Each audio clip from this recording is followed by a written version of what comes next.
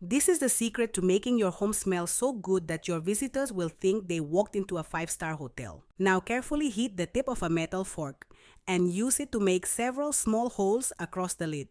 These openings will allow the fragrance to slowly spread throughout the room. Next, fill the container about halfway with regular table salt. It gives us a simple base that can hold the fragrance inside the container. Now add 1 capful of your favorite fabric softener. Next, push a few whole cloves into the mixture. Their warm, spicy aroma adds another layer of fragrance as the scent is released. Put the lid back on, and that's it. Place the container in your bathroom, bedroom, living room, or anywhere you want a fresh scent. The small openings in the lid allow the fragrance to escape gradually instead of all at once, helping the aroma linger in the room. When the scent starts getting weaker, simply add a little more fabric softener or prepare a fresh batch. If you found this tip helpful, save this video so you can come back to it later.